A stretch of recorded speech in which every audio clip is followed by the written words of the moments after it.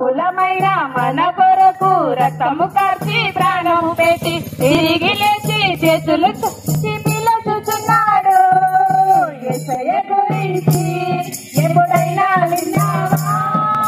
ఆయన ప్రేమను నీవు తెలుసుకున్నావా? యేసయ్య గురించి ఎప్పుడైనా విన్నావా? ఆయన ప్రేమను నీవు తెలుసుకున్నావా? యేసు ప్రభువారు సిలువ వేయబడడానికి కారణము, యేసు ప్రభువారు సిలువలో చనిపోవడానికి కారణము, బైబిల్ ఏం చెప్తుందంటే మన పాపముల నిమిత్తము యేసు మృతి పొందెను.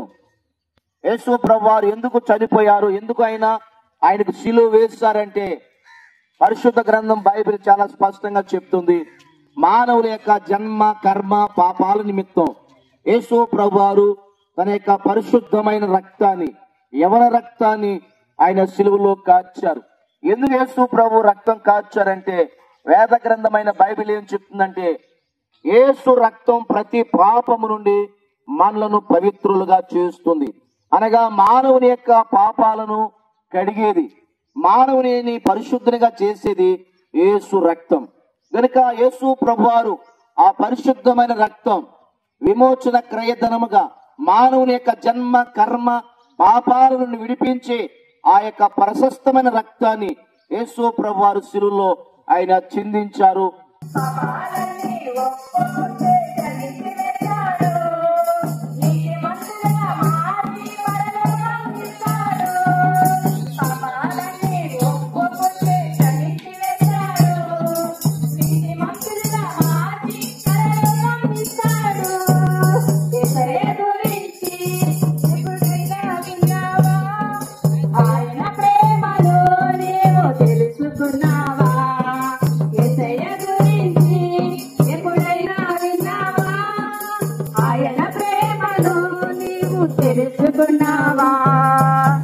ఆయన రక్తమే మనందరికీ కూడా పాపము పోయి జీవమునిస్తుంది. అందుకు కాబట్టి దేవుడు 3వ రోజున మృత్యుంజయుడై లేచి దేవుడు పునరుద్ధానముగా నిలబడి ఉన్నాడు. అందుకే ఆ ప్రభు అయిన యేసు క్రీస్తుని ప్రతి ఒక్కరు కూడా నమ్ముకోవాలని మీ అందరినీ కూడా మనం చేస్తున్నాం. ఎందుకు నమ్ముకోవాలి? మనకు పరలోకం కావాలి కాబట్టి యేసు ప్రభువును నమ్ముకోవాలి.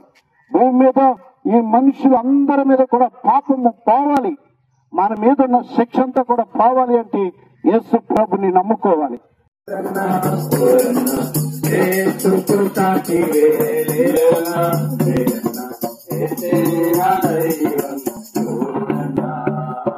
మంచి కార్యాలు పుణ్యకార్యాలు పాపాన్ని పోగొడుతున్నాయా అంటే ఏమండి మంచి పేరు వస్తుందేమో కానీ మరి ఏమండి ఆ పాపం మాత్రం పోవట్లేదండి. పాపం పోయిన రుజువు దొరకట్లేదు. కానీ నేను ప్రకటిస్తున్న యేసుని మీరు నమ్మగలిగితే, ఆయన గురించి మీరు తెలుసుకుని ఆ ప్రభువుని మీ రక్షకుడిగా యేసు నా పాపాలు క్షమిస్తాడు, యేసునందు విశ్వాసం ఉంచితే నేను పాపం నుండి తప్పించబడి నరకం నుండి తప్పించబడి పరలోకానికి చేరతాను అని మేము ప్రకటిస్తూ ఉన్నాము. మీరు ఆ విషయాన్ని నమ్మి యేసు ప్రభుని మీ రక్షకుడిగా అంగీకరించగలిగితే, మీ ప్రభువుగా అంగీకరించగలిగితే ఏమండి మునుపు లేని నెమ్మది మీరు పొందుతారు. నా కొరకే ఎంత గొప్ప శ్రమలో నీ కొరకే నా కొరకే యేసు చావు సిలువలు నీ కొరకే నా కొరకే ఎంత గొప్ప శ్రమలో నీ కొరకే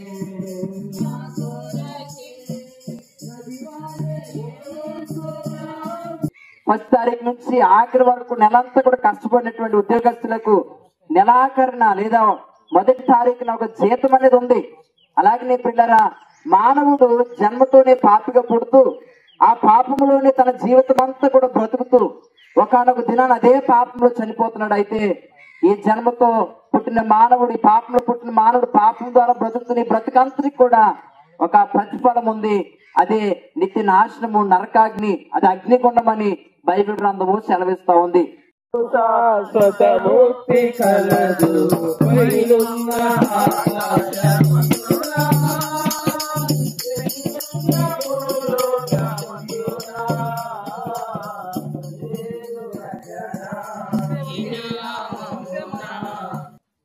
పాపము నుంచి మనుషులందరూ కూడా విడిపించబడాలి అని అడిగితే పరిశుద్ధుని రక్తము చిందించబడాలి. పాపం పోవాలి అంటే గొర్రెల రక్తమైనను, ఎడ్ల రక్తమైనను, కోళ్ల రక్తమైనను, ఈ రక్తం ద్వారా మానవుల మీద ఉన్న పాపము ఎట్టి పరిస్థితుల్లో కూడా పోదండి.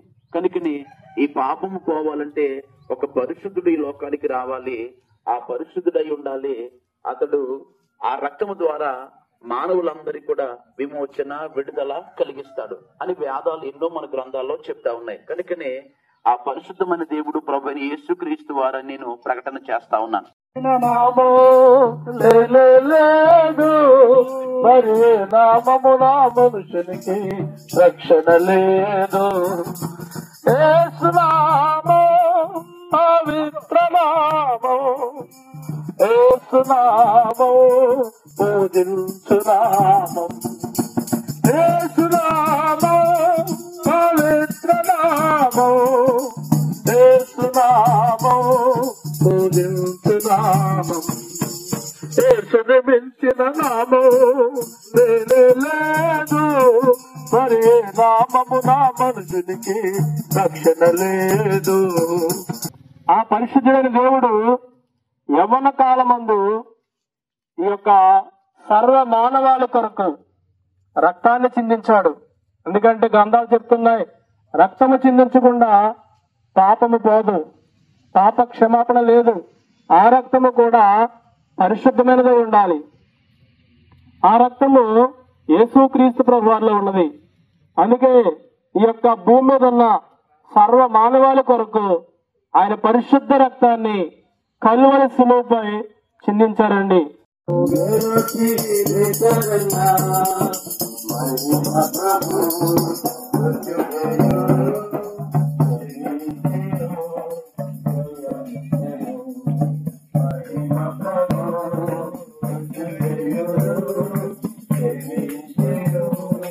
త్వరపడి వచ్చి రక్షణ పొందయ్యా,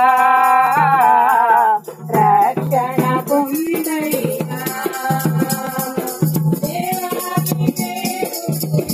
ఈ రోజున మనిషి తన పాపాన్ని పోగొట్టుకోవడానికి ఎన్నెన్నో చేస్తూ ఉన్నాడు. దాన ధర్మాలు చేస్తున్నాడు, పుణ్యకార్యం చేస్తూ ఉన్నాడు, దానాలు చేస్తున్నాడు. వీటి వల్ల మనిషి పాపం పోదండి. మరి పాపం పోవాలంటే పరిశుద్ధులైన దేవుడి రక్తం కావాలి. ఆయన యేసుక్రీస్తు ప్రభుల వారు, ఆయన కుమారుడు యేసు రక్తం మాత్రమే నీ పాపాన్ని కడగలదు. మానవుడిలో పాపం ఉన్నంత కాలం ఆ మనిషికి మనశ్శాంతి ఉండదు, సమాధానం ఉండదు. ఆ మనిషి మోక్షానికి చేరుకోలేడు. మనం ఎక్కడి నుంచి వచ్చామండి? మనం దేవుడి దగ్గర నుంచి వచ్చాం ఈ భూమి మీదకి. మరలా దేవుడి దగ్గరికి వెళ్ళాలి. కానీ మానవుడు వివిధ రకాల తంత్రాలు కల్పించుకుని మనిషి పాపంలో పడి నశించిపోతున్నాడు. అందుకే యేసుక్రీస్తు ప్రభుల వారు మానవుడికి లోకానికి వచ్చాడు. ఎందుకు వచ్చాడు యేసుక్రీస్తు లోకానికి అంటే మన పాపములు తీసివేయడం కొరకు యేసు ప్రభు లోకానికి వచ్చాడు. ఆకాశము మారిన నిత్యముండును క్రీస్తు యేసు అందరికి ప్రభువు. యేసుక్రీస్తు మహారాజుకే, పాపుల రక్షకుడికే, రోగుల వైద్యుడికే పాపములన్నిటి నుండి విడుదల చేసి మారు మనసు రక్షణ ఇవ్వటానికి ఆయన వచ్చి ఉన్నాడు. ప్రియులారా, మారు మనసు ఎప్పుడు దొరుకుతుంది, ఎలా దొరుకుతుంది అంటే యేసుక్రీస్తు ప్రభువారు ఆయన నా పాపము క్షమించి ఉన్నాడని, నేను పాపినని నీవు ఎప్పుడైతే గ్రహిస్తావో, నీ పాపాలు క్షమించే ఉన్నాయని ఎప్పుడైతే గ్రహిస్తావో, అప్పుడు నీవు దేవుడి యొక్క మాటను లక్ష్య పెట్టినట్లయితే దేవుడు నీకు నిజముగా రక్షణ కాదు, నీ గుండెలో ఉన్నటువంటి భారము, బరువు, ఆ పాప భారము, ఆ బరువు దిగిపోయిన తర్వాత నీకు గుండెల్లో నీకు నెమ్మది, సమాధానం కలుగుతూ ఉంది. మానవా నీ పాపం మానవా యేసయ్య చెంత చేరి నీ బ్రతుకు మార్చుకోవా. ఎంతకాలము పాపములో నీ బ్రతుకుతుందును, ఎంతకాలము పాపములో నీ బ్రతుకుతుందును. మరి మనిషి మీద ఏలుబడి చేస్తున్న భారం పాప భారం అండి. ఈ పాప భారం వల్ల మనిషికి ఆరోగ్యం లేదు, నెమ్మది లేదు, సమాధానం లేదు. అందుకని ప్రభు అయిన యేసుక్రీస్తు వారు పిలుస్తా ఉన్నారు, ప్రయాసపడి భారం మోయుచున్న సమస్త జనులారా నా యొద్దకు రండి, నేను మీకు విశ్రాంతిని ఇస్తానని. ఎవరైతే ప్రభు అయిన యేసుక్రీస్తు వారిని రక్షకుడుగా అంగీకరిస్తారు, ఎవరైతే ప్రభు అయిన యేసుక్రీస్తు వారు మా పాపాలు క్షమిస్తారని నమ్ముతారో వారందరినీ కూడా ఆయన ఉంటున్న పరలోకపు స్వర్గానికి వారసులుగా చేస్తారని ఈ మాటల ద్వారా తెలియజేస్తా ఉన్నాం. యేసుక్రీస్తు వారిని నమ్ముకుంటే స్వర్గానికి వెళతారండి. యేసుక్రీస్తు వారిని నమ్ముకుంటే సమాధానం వస్తుందని మీ జీవితంలో.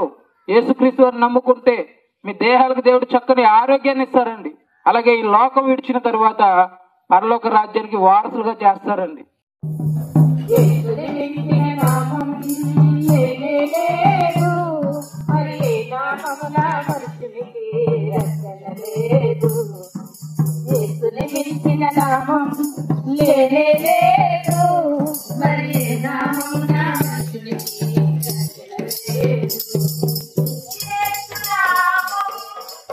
యేసు ప్రభు వారు మాత్రమే ఈ ప్రపంచ మానవాళి పాప విమోచన కొరకు ఆయన శిలువలో రక్తము చిందించారు.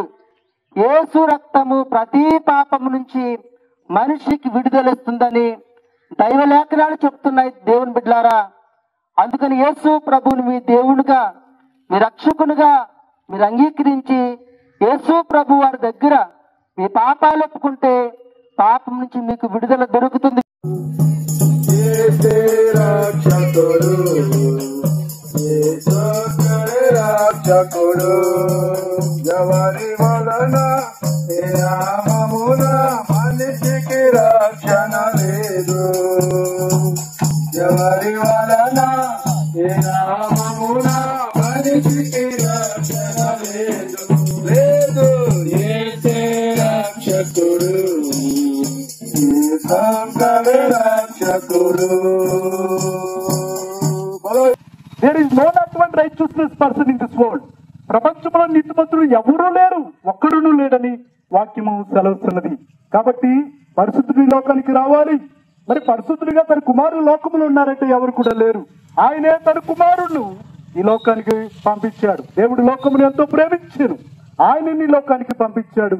ఆయన ఎవరైతే విశ్వాసిస్తారో, ఆయన ఎవరైతే నమ్ముకుంటారో అందరూ కూడా నశించిపోకుండా నిత్య జీవము పొందడానికి ప్రభువైన యేసుక్రీస్తు ఈ లోకానికి వచ్చినాడు. తన ప్రజలను వారి పాపము నుండి రక్షించేనామో, నమ్మి ప్రార్థించే రోగులను స్వస్థపరచుదామో. తన ప్రజలను వారి పాపము నుండి రక్షించేనామో, నమ్మి ప్రార్థించే రోగులను స్వస్థపరచుదామో. ఆయన మన కొరకు చనిపోయారు, మన యొక్క పాపాల కొరకు ఆయన పరిశుద్ధ రక్తాన్ని చిందించారు. కనుక ప్రియమైన దేవుడు పెట్టారా, ఈ యొక్క సమయంలో మనం ఏం చేయాలంటే గనక యేసు ప్రభు అని మన యొక్క నోటితో ఒప్పుకున్నట్లయితే మనలో ఉన్నటువంటి ప్రతి పాపం కూడా తొలగించబడి మనం పవిత్రులుగా తీర్చబడతాము, మనం నీతిమంతులుగా తీర్చబడతాము. ఈ లోకం విడిచిన తర్వాత మనము పరలోకానికి వెళతాము. దేవుడిచ్చేటువంటి ఆ యొక్క దైవ రాజ్యానికి వారసులం అవుతాము.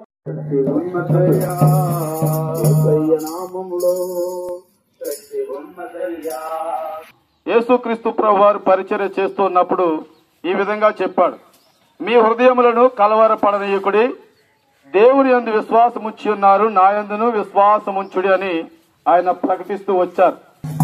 యేసుక్రీస్తు మహారాజుకి జై. నమ్మండి నమ్మండి, యేసయ్యను నమ్మండి, పొందండి పొందండి, రక్షణ పొందండి. పాపం పోవాలంటే యేసయ్యను నమ్మాలి, పరలోకం చేరాలంటే యేసయ్యను నమ్మాలి, మోక్షం చేరాలంటే యేసయ్యను నమ్మాలి. యేసుక్రీస్తు మహారాజుకి జై. ఆయన మన పాపములకు బదులుగా ఆయన శరీరము దాచి, మానవ శరీరము దాచి రక్షకులుగా మన శరీరం మీద సర్వమానవాళి పాపములను ఆయన మోసుకొని వెళ్ళినట్లుగా పరిశుద్ధ గ్రంథము మరి తెలియపరుస్తుంది. అందుకని ఒక భక్తుడు యేసుక్రీస్తు వారిని గురించి చక్కటి మాట చెప్పాడు, లోక పాపమును మోసుకొని పోతుందా దేవుని గొర్రె పిల్ల. యేసు ప్రభువు చెప్తున్నారు, నేనే మార్గమును సత్యమును జీవమును అంటున్నారు. కాబట్టి ఈ లోకంలో చూడండి, మానవ ప్రతి దానికి కూడా మరి గ్యారంటీ ఉంది, కానీ ప్రతి వస్తువుకి మానవుడికి గ్యారంటీ లేదండి. మానవుడు ఈ లోకంలో ఎంతకాలం జీవించినా సరే ఒక దినాన్ని చనిపోవలసిన వారు ఉన్నాము. చనిపోయిన తర్వాత రెండు దారులు దేవుడు మనలో ఒక విలువైన తన ఆత్మను పెట్టి ఉన్నారు. ఒకటి, ఆ యొక్క ఆత్మ పరలోకము కానీ నరకముగా రెండు మార్గాల్లో వెళ్ళాలి. ఎవరైతే యేసును విశ్వసిస్తారో, ఆయన సొంత రక్షణను అంగీకరిస్తారో వారందరూ పరలోక రాజ్యానికి మరి వెళతారని చెప్పేసి పరిశుద్ధ లేఖనాలు తెలియపరుస్తున్నాయి. దేవుడు మా కృప చూపించి ఉన్నాడు. అందుకని పత్రికలు తీసుకుని మీ గ్రామానికి వచ్చాము. మీ గడపలకి పత్రికలు పంచి పెడుతున్నాం ప్రియ దేవుని బిడ్డలారా. ఈ రాజసువార్త అనేది ఏంటంటే ప్రభువైన యేసుక్రీస్తు వారి గురించి మరింత ఎక్కువగా మీరు తెలుసుకోండి, రక్షణ పొందండి, మారు మనసు పొందండి, దేవుని సొంత రక్షకునిగా మీరు అందరూ కూడా